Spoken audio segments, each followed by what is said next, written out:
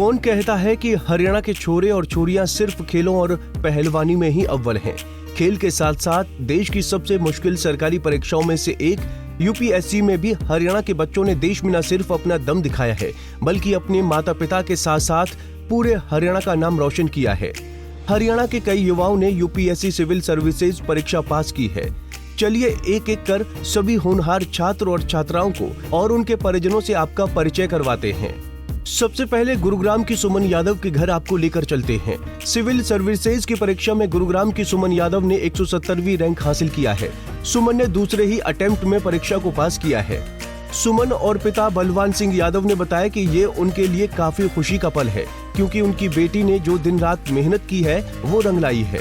UPSC की परीक्षाओं के परिणाम आ चुके हैं। गुरुग्राम के सयालावर्दी की रहने वाली सुमन यादव ने 170वीं रैंक हासिल की है और ये कहा जा रहा है कि बिना कोचिंग के उन्होंने ये मुकाम हासिल किया है। उनका कहना यही है कि बिना कोचिंग के भी सेल्फ स्टडी से यूपीएससी की मेंस को क्लियर किया जा सकता है। किस तरह की तैयारी उनकी थी, उन पर ज्यादा बातचीत करने की मेरे साथ सुमन है। सुमन, सबसे पहले तो पंजाब केसरी की तरफ से आपको बहुत बहुत बधाई।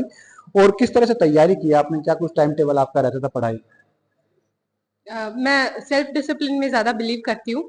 सुबह 7 बजे उठना और अपना न्यूज़पेपर कंप्लीट करना, 2-2.5 घंटे पढ़ना, फिर जैसे मम्मी नीचे खाने के लिए बुला लेती थी उस टाइम थोड़ा बहुत घर का काम करना और खाना खाना, फिर अपना दोबारा शेड्यूल में आ जाना, 2-4 घंटे फिर पढ़ाई करना और फिर 1 घंटे का ब्रेक लेना खुद के लिए और फिर शाम को 5 से 9 ये मेरा पूरा शेड्यूल रहता था। आप 170 रैंक हासिल की है, प्रेफरेंस क्या रहने वाली है आपकी? मेरी फर्स्ट प्रेफरेंस आईएएस है और सेकंड आईपीएस। और सबसे पहले किन मुद्दों पर काम करना चाहते हैं? लगता है कि इनमें खामियां हैं या फिर इनको मदद की जरूरत है जिनको आप उठाना चाहती हैं मुद्दों? मेरी फर्स्ट कोशिश यही रहेगी कि मेरे घर के पास 2 बच्चे हैं, मैं उनके लिए कुछ कर पाऊँ। 2 छोटे बच्चे हैं और उनके न्यूट्रिशन के लिए, उनकी हेल्थ और एजुकेशन के लिए कुछ कर पाऊँ। और फिर सेकेंडरी मैं अपनी सोसाइटी की गर्ल्स के लिए और वुमेन्स के लिए और एजुकेशन में काम करना चाहती हूँ। बहुत से बच्चों का ये मानना होता है जो यूपीएससी करना तो चाहते हैं, लेकिन उनका मानना ये है कि बिना कोचिंग के ये मुश्किल है और नामुमकिन भी बहुत से लोग मानते हैं। इसीलिए वो एनसीआर के बड़े जो स्टडी सेंटर्स हैं वहां पर रुक कर लेते हैं या फिर वो मतलब कि बैकअप मान लेते हैं कि मुझे नहीं करना, बिना कोचिंग के पॉसिबल ही नहीं। मैं ये मानती हूँ कि कोचिंग सबसे बड़ा मिथ है और कोचिंग के बिना ही ये क्लियर किया जा सकता है। हमें सिर्फ सेल्फ डिसिप्लिन और हार्ड वर्क और कंसिस्टेंसी चाहिए जिससे हम इसको क्लियर कर सकते हैं। बच्चों को अपने ऊपर विश्वास रखना होगा और कड़ी मेहनत करनी होगी और सफलता जरूर प्राप्त होगी। परिवार का किस तरह से साथ है? सबसे ज्यादा सपोर्ट किसका रहा? भाई का, बहन का या फिर फादर का या सिस्टर का? मैं ज्यादातर अपनी फैमिली में ही रहती थी। मेरे मम्मी पापा और भाई बहुत सपोर्टिव थे और मेरी एक्सटेंडेड फैमिली जो है वो भी बहुत सपोर्टिव रही है। ज्यादातर मेरी मम्मी का बहुत ज्यादा सपोर्ट रहा है। उन्होंने मुझे इमोशनली बहुत ही अपील किया है, इसलिए मम्मी का ज्यादा सपोर्ट रहा। फर्स्ट ट्राई में आपका अटेम्प्ट नहीं हो पाया था तो उदासी हाथ आई थी, क्या लगा था कि दूसरी बार तैयारी करनी चाहिए, नहीं करनी चाहिए, फिर पूरे कॉन्फिडेंस के साथ दोबारा तैयारी करनी चाहिए? फर्स्ट प्रीलिम्स जब था मेरा तो उसी दिन मुझे पता चल गया था कि मेरा फर्स्ट पेपर तो क्लियर हो रहा है लेकिन मेरे मैथ्स में इशू है। तो ऐसा लगता है कि जैसे दुनिया खत्म हो गई हो। उस समय पर हमारे जो पेरेंट्स होते हैं उनका पूरा सपोर्ट रहता है और वो हमारे अंदर कॉन्फिडेंस इन्फ्यूज करते हैं और जब हम खुद पर बिलीव करते हैं तो हमें सब कुछ मुमकिन लगता है। इसलिए मैंने दोबारा शुरू किया और अच्छे से अपना प्रिपेयर किया, पूरा सेल्फ कंसिस्टेंसी हार्ड वर्क रखा और अब हम यहाँ पे। बहुत से लोग ऐसे हालात में हिम्मत हार जाते हैं, या तो गलत कदम उठाते हैं फिर ट्राई ही नहीं करना चाहते दूसरी बार में। उनको क्या संदेश देंगे? मैं मानती हूँ कि एक बैलेंस रखना चाहिए लाइफ में। हमें खुद को पता होता है कि हम क्या कर सकते हैं और क्या नहीं, तो उस पर अगर हम बिलीव करें और हम रेगुलरली छोटे छोटे टारगेट्स बना के काम करें तो हम जरूर जीत सकते हैं, लेकिन एक सेकंड बैकअप जरूर रखना चाहिए। बात आती है कि चॉइस की, कौन सा कैरियर आपने चुना है कि आपको हरियाणा में रहना है या फिर कहा जाता है कि आपने नॉर्थ इंडिया का चुना हुआ है, आप किस तरह सेलेक्ट करते हैं? मेरी ज्यादातर कोशिश यही रहेगी कि मैं नॉर्दर्न जोन में ही रहूं, क्योंकि यहाँ पे मेरे को लैंग्वेज का एक बेनिफिट रहेगा और हरियाणा मेरी हमेशा से फर्स्ट प्रेफरेंस रही है, तो मैं कोशिश करूंगी कि मैं यहाँ रह सकूं। ग्रामीण एरिया में लड़कियों की पढ़ाई को ज्यादा प्रेफरेंस नहीं देते, कहते हैं कि बड़ी हो गई अब शादी कर दीजिए, घर बसा दीजिए। आपका क्या मानना? अब सिचुएशन चेंज हो रही है, लेकिन हाँ ये हरियाणा की स्पेशली बहुत बड़ी प्रॉब्लम है। इसमें हमारी सरकार बहुत कुछ कर रही है, जैसे बेटी बचाओ बेटी पढ़ाओ, और उसी के साथ पेरेंट्स का अगर सपोर्ट हो, अगर वो अपने बच्चे पर विश्वास रखते हो और बच्चा अगर करके दिखाए तो सब कुछ मुमकिन है।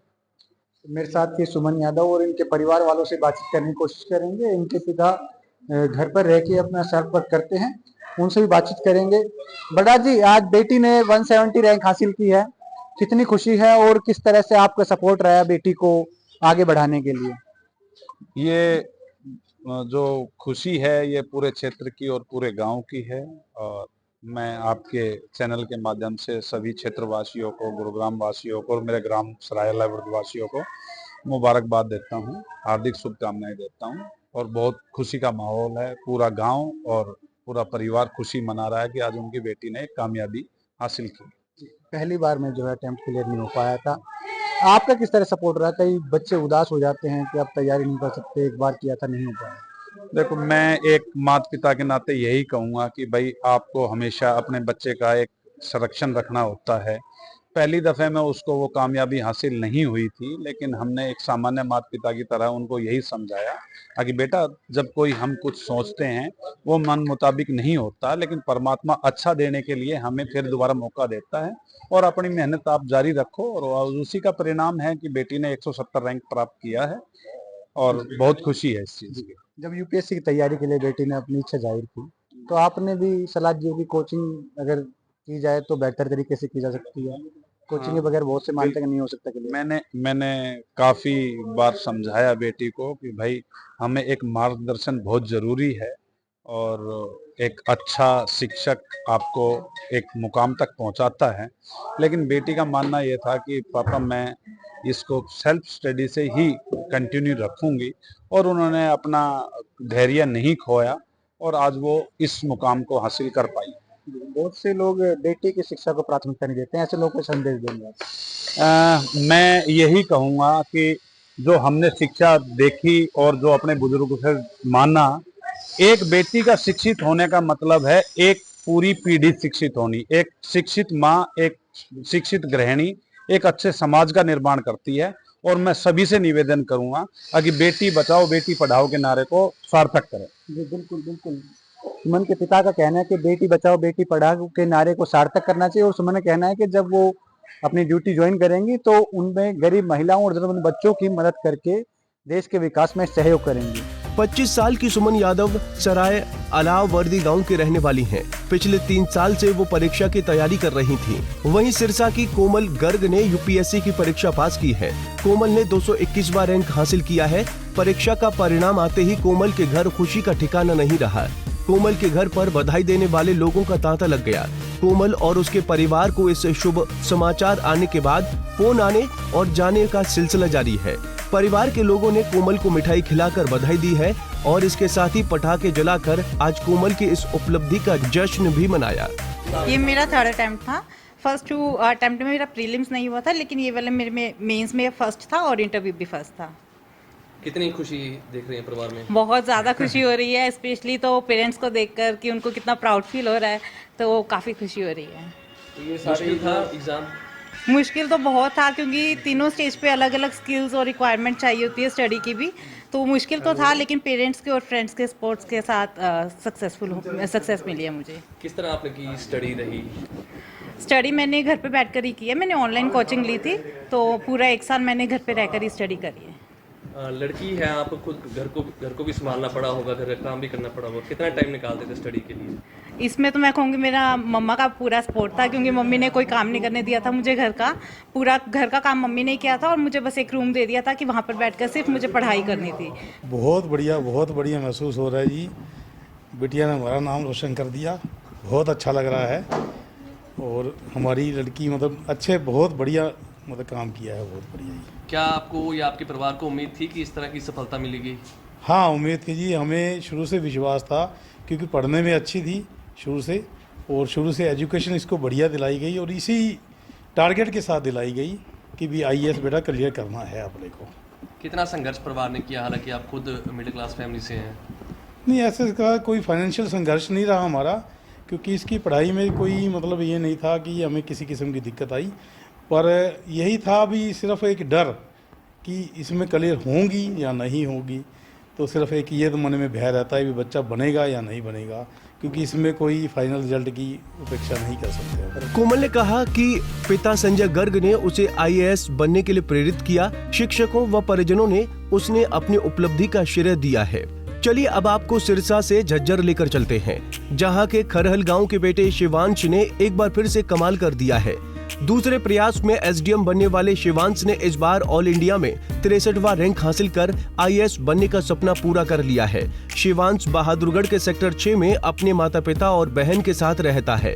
शिवांश ने 9 साल की उम्र से ही आईएएस बनने का सपना देखना शुरू कर दिया था। शिवांश हर रोज 10 घंटे तक पढ़ाई करता था। पढ़ाई से जब थक जाता था तो व्यायाम के साथ शिव तांडव स्तोत्र का पाठ किया करता था। शिवांश ने बताया कि शिव तांडव स्तोत्रम के पाठ से उसे ऊर्जा मिलती थी। सर मैंने 63वां रैंक हासिल किया है यूपीएससी 2023 परीक्षा में, और सर अब मेरी 4 साल की तैयारी की जर्नी हो चुकी है और काफ़ी मेहनत भी लगी। रोज़ 8 से 10 घंटे की पढ़ाई करनी पड़ती थी और कंसिस्टेंटली वो पढ़ाई करनी पड़ी है, पर अब जब रैंक मिल गई है तो सारी पढ़ाई और सारी मेहनत जायज़ लगती है सर। देखिए प्रवीण जी, मैं बहुत खुशी है आज, इसकी 3-4 साल से ये लगा हुआ था, आज काफ़ी खुश है, पूरा परिवार खुश है। और मेहनत तो मेनली तो इसी ने की है, हमने तो सिर्फ इसको मोटिवेट किया है। जब जब इसको हमारी ज़रूरत फील हुई या जो भी हम कर सकते थे वो हमने करने की कोशिश की। इसको यही बताया कि भाई मेहनत कभी विफल नहीं जाती, अपनी मेहनत में लगे रहो।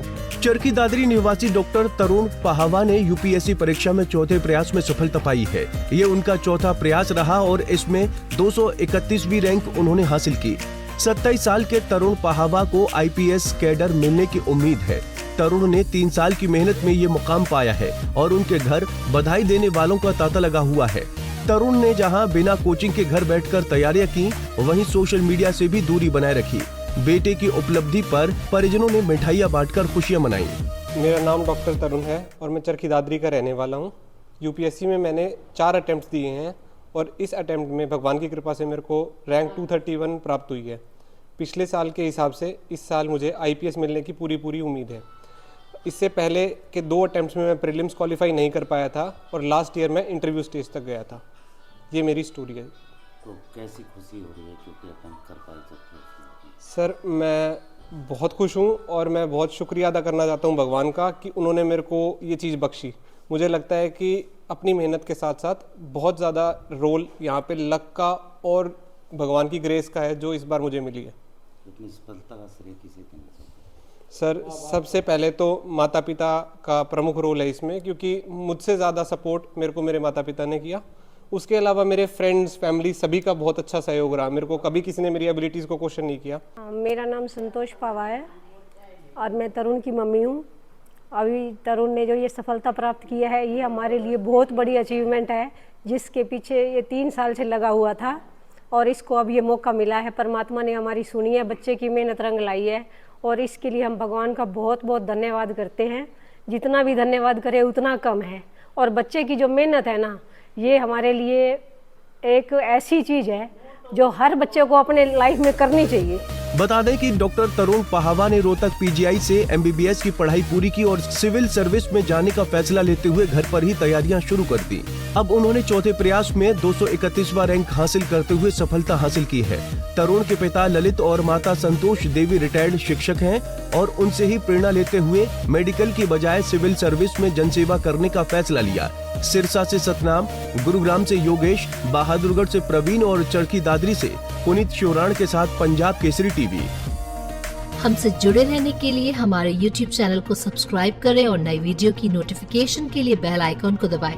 अगर आप ये वीडियो Facebook पर देख रहे हैं तो लाइक जरूर करें और ज्यादा से ज्यादा शेयर करें। धन्यवाद।